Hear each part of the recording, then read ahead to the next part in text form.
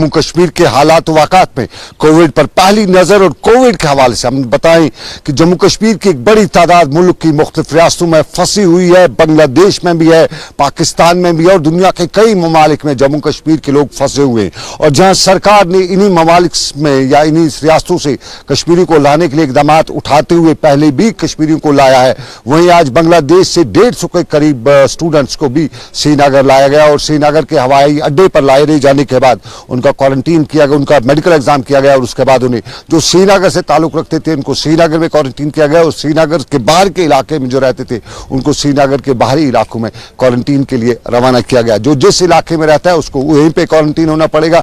और इसी हवाले से वालिदैन भी आज सुबह सुबह श्रीनगर के हवाई अड्डे पर पहुंचे थे, उनकी उम्मीदें बराई थी। काफी दिनों से ये वालिदैन परेशानी के आलम से दो चार थे, बता रहे थे कि उनके बच्चे जो हैं वो बांग्लादेश में हैं, वो दूसरे ममालिक में, लेकिन आज जो तादाद लाई गई वो बांग्लादेश से ही बच्चों की तादाद को लाया गया। खुशी का इजहार किया जा रहा था वालिदैन की तरफ से और श्रीनगर पर इन वालिदैन ने हमारे साथ जो बात की वो कुछ इस तरह की थी। मेरी बेटी आ रही है ढाका से, तो बहुत परेशानी हुई इन दोनों को हमको, क्योंकि उनके साथ कम्युनिकेशन गैप भी रहा, तो खासकर इन पिछले 2-3 दिन से तो ज़्यादा ही है, तो वहाँ उनको मिलता नहीं था कुछ। लेकिन हम ये शुक्रिया अदा करना मैं चाहता हूँ ढाका में जो इंडियन एम्बेसी है उनका, जिन्होंने ये ट्रिप इनका अरेंज कर दिया और उनकी इवैक्यूएशन उनकी वजह से हो रही है। और सेंट्रल गवर्नमेंट का भी मैं बहुत शुक्रगुजार हूँ। अभी तो हमें पता नहीं है क्वारंटेशन में कैसे होगा, क्या होगा। होम क्वारंटेशन अगर वो करते तो हम इन राइटिंग भी दे सकते थे, ऐसी बात नहीं थी। तो अगर उन्होंने अरेंजमेंट अच्छा किया होगा तो वो भी हमारे लिए तो ठीक है। हाँ, अब हम चाहते ठीक है, गवर्नमेंट ऑफ इंडिया ने अच्छा सिस्टम है। अब यहाँ स्टेट गवर्नमेंट आप कितना प्रोवाइड इसको फैसिलिटी करें, कहाँ पर होटल में रहें, कितना क्या, क्योंकि ये बच्चे जो वहाँ से आ रहे हैं वो सब MBBS के स्टूडेंट हैं, वो पढ़ रहे हैं वहाँ पर और सब डॉक्टर हैं और आधे कंप्लीट किए हैं, इंटर कर रहे थे, वो भी आ रहे हैं। अब गवर्नमेंट ऑफ स्टेट यहाँ पर कितना उनको फैसिलिटी दे सकते हैं। अब आइंदा पता चलेगा उनको क्या, हमें पेरेंट को कोई इन्फॉर्मेशन नहीं कहाँ होटल में रहना, क्या करना है उनको, बच्चों को हमें कोई इन्फॉर्मेशन अभी तक नहीं दी गई है। ये वालिदैन की बात श्रीनगर पहुंचे हुए थे, लेकिन वालिदैन के साथ साथ बताएं कि श्रीनगर में इंतजामिया भी मुतहरिक है, लेकिन रेड जोन और भी बनते जा रहे हैं। कुलगाम के साथ साथ हम कहें तो आज अवंतीपोरा में भी रेड जोन बनाया गया और अवंतीपोरा के साथ साथ लाड़कीपोरा को भी रेड जोन बनाया गया। वहां में तादाद बढ़ी आई है और उसी तादाद को देखते हुए इलाके में सरकारी सतह पे रेड जोन करार देते हुए वहां इकदाम उठाए गए और इन्हीं इकदाम का जायजा लेने के लिए वहां जिला तरक्याती कमिश्नर भी पहुंचे थे। उन्होंने इन इकदाम का वहां पे जायजा लिया और यहाँ सूरत हाल को बयान भी किया। जो रेड जोन के लिए, क्योंकि नईबुग विलेज अब हमने रेड जोन डिक्लेयर किया है, क्योंकि यहाँ पर ये एल्डरली फीमेल के साथ साथ और कॉन्टैक्ट्स का भी जैसे यहाँ पर गुंजाइश है, तो इसमें रेड जोन का ऑर्डर जारी कर दिया गया है। 4 जो मिलानी गांव हैं उनको बफर जोन डिक्लेयर किया गया है और जो गवर्नमेंट ने SOP नोटिफाई की है रेड जोन एरियाज के लिए, वो पूरी यहाँ पर 100% जो है वो इन लेटर एंड स्पिरिट यहाँ पर इम्प्लीमेंट की जा रही है। मैं वही देखने के लिए ADC साहब के साथ आज आया था जायजा लेने के लिए। इसमें सभी एंट्रीज हम लोग जैसे बंद करके एक ही कॉमन एंट्री एग्जिट रखते हैं, मेडिकल इमरजेंसी को छोड़कर जो BMO साहिब भी यहाँ पर करेंगे उसको नोटिफाई, उसको छोड़कर किसी की भी आदमी की मूवमेंट यहाँ से अंदर या बाहर नहीं होगी।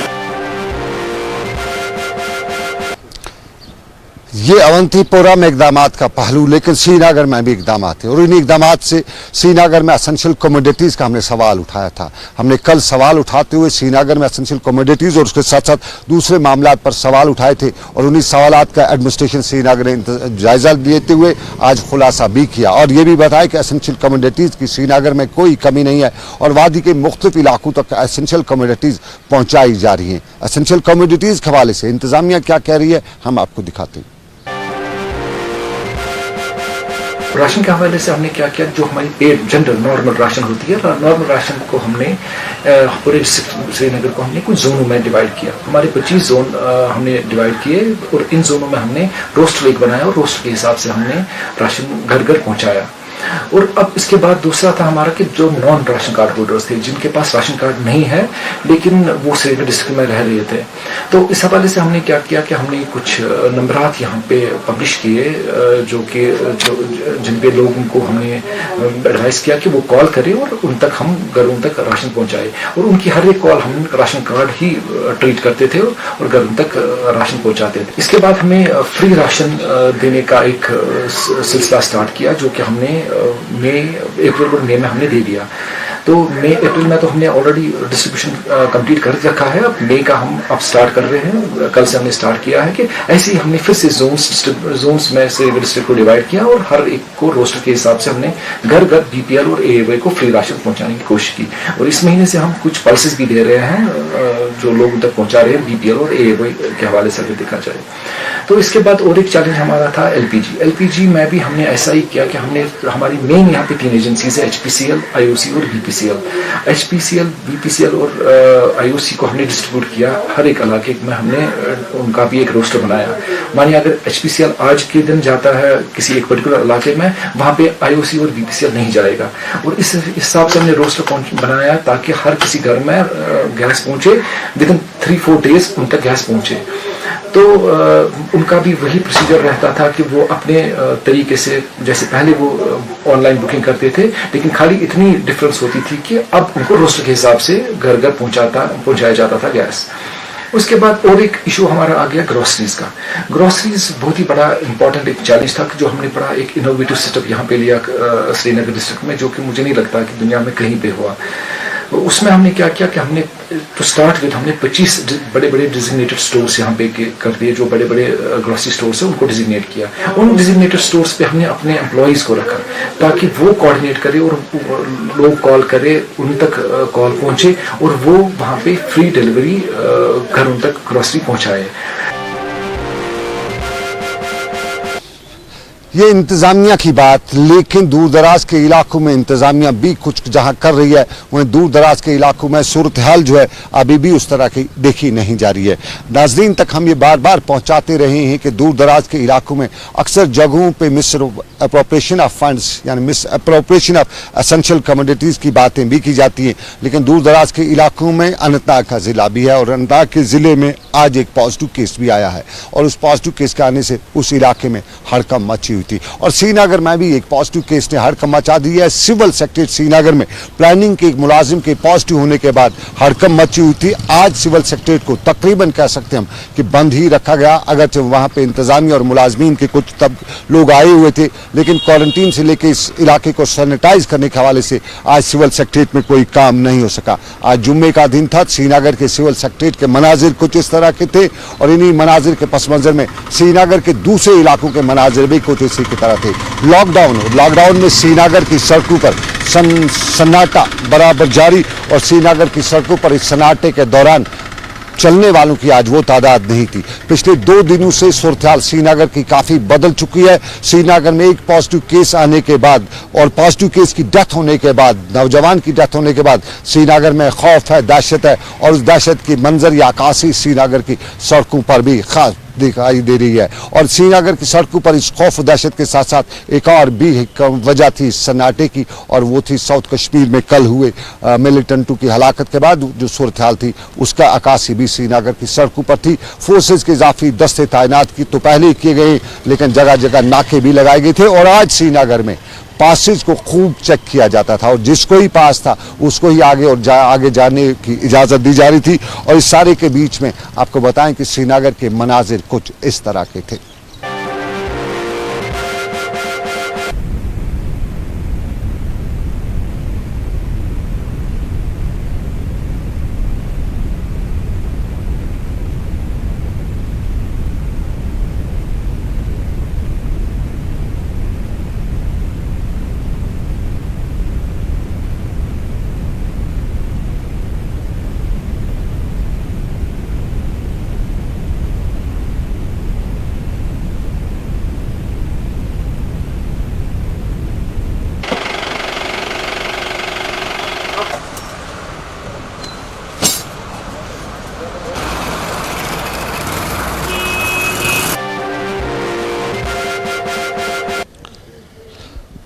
ये श्रीनगर में मंजर की अक्कासी, लेकिन श्रीनगर के साथ साथ आपको बताया कि बारामूला में भी मंजर की कुछ अक्कासी इसलिए आज थी कि वहां पे खुशी का माहौल था।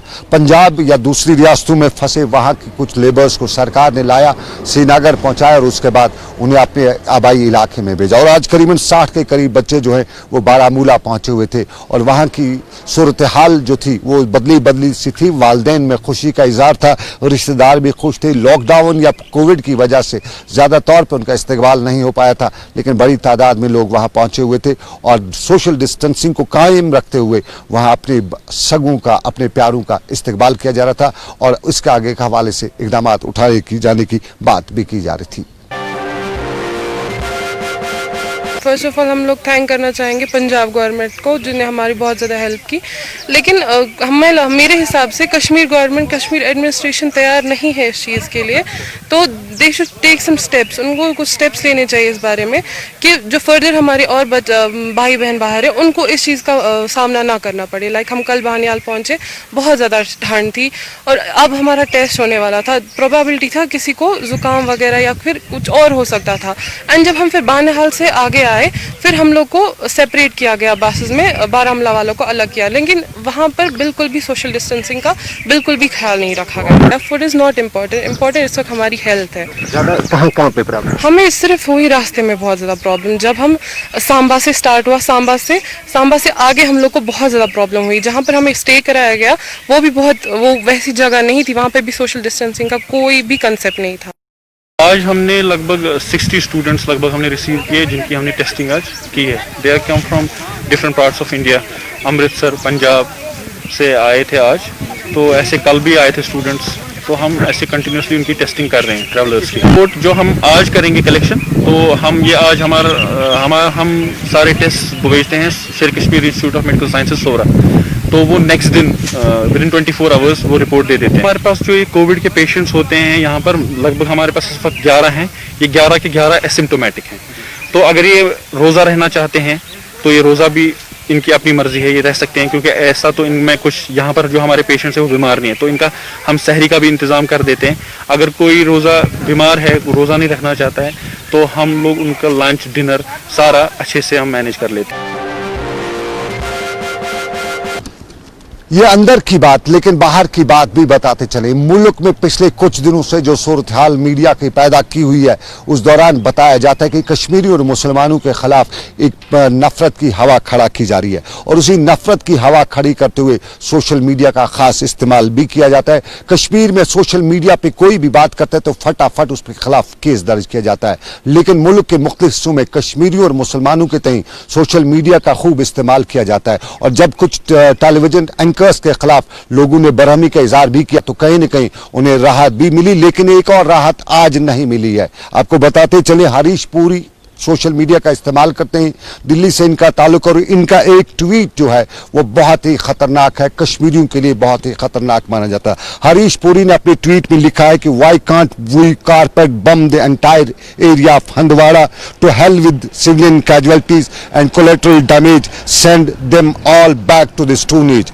ये हरीश पुरी ने किया ट्वीट, और ये ट्वीट उसने किया है 5 मई 2020 को, और करीबन वक्त था रात के 9:30 बजे, सुबह के 9:30 बजे। और सुबह के 9:30 बजे किए गए इस ट्वीट को उसके एक साथी शैलेंद्र गौड़े ने रिट्वीट किया, और रिट्वीट करते हुए उसने ये भी लिखा कि I always get the feelings that this should be done with entire Kashmir, यानी पूरे कश्मीर पे बमबारी होनी चाहिए।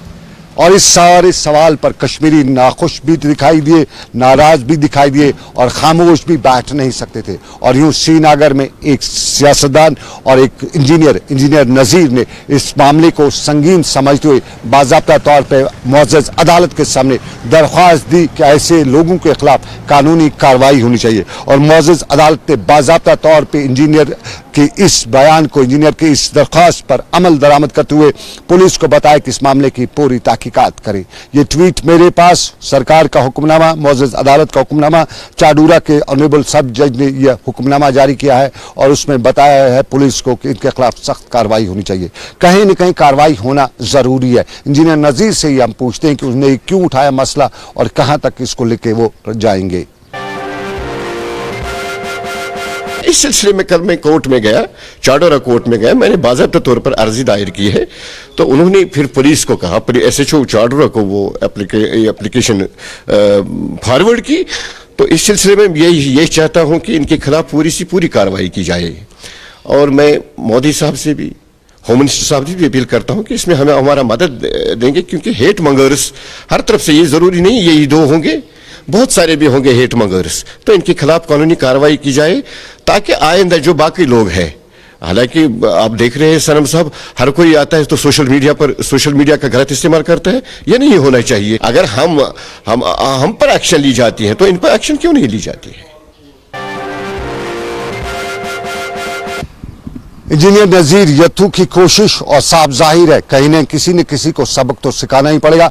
अक्सर कश्मीरियों और मुसलमानों के तई नफरत पैदा करने की कोशिश की जा रही है और इससे देश को जख्म पहुंचाने की कोशिश की जा रही है, और देश को जख्म पहुंचाने की कोई भी इजाजत नहीं देगा। और इंजीनियर नजीर ने जो कोशिश की है, नजीर यत्तू इंजीनियर ने जो कोशिश की है, उसके साथ शायद कश्मीरी साथ देंगे ही जरूर, क्योंकि ऐसे लोग नफरत की दीवारें खड़ा करते हैं और नफरत की गुंजाइश कहीं पे भी नहीं है। लेकिन आपको बताएं कि नफरत की दीवार अभी भी है हिंदुस्तान और पाकिस्तान में, और हिंदुस्तान और पाकिस्तान के दरमियान आए रोज की गोलाबारी से लाइन ऑफ कंट्रोल के आसपास के करीब रहने वाले लोगों को बहुत नुकसान, परेशान होना पड़ता है। दौरान शब भी गोलाबारी हुई है, एक आदमी जख्मी भी हुआ है। आप देखते हैं कि आए दिन यहाँ से जो डेली सीज़फायर वायलेशन हो रही है पाकिस्तान की तरफ से, और फिर इनको माकूल जवाब यहाँ इंडिया की आर्मी की तरफ से दिया जा रहा है। तो मैं ये कहूँगा कि जनाब हमें बहुत परेशानी हो रही है। यहाँ आज मक्की का टाइम है, बिजाई का लोगों के जिम्मे खेती बाड़ी का टाइम है, यहाँ लोगों को बड़ा परेशानी है। लोगों के यहाँ काफ़ी लोग जो गोलाबारी में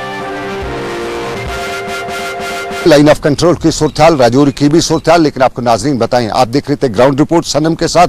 हम लगातार कुछ अवामी मामलात पर बात करते रहते हैं, और अवामी मामलात में श्रीनगर के से बाहर जो कश्मीरी है, महाराष्ट्र में जो कश्मीरी या मुल्क की मुख्तलिफ रियासतों में कश्मीरी हैं, उनकी दाद फरियाद भी बहुत बड़ी है।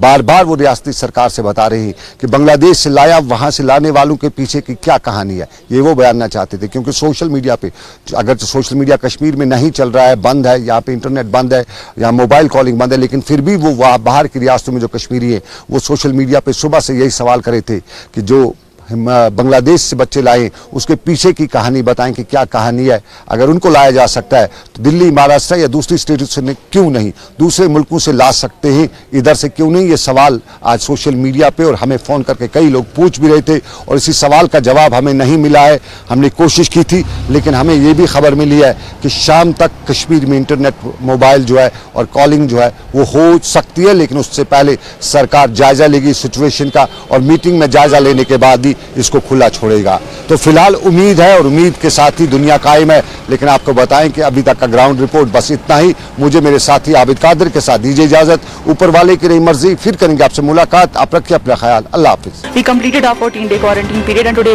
we are going home.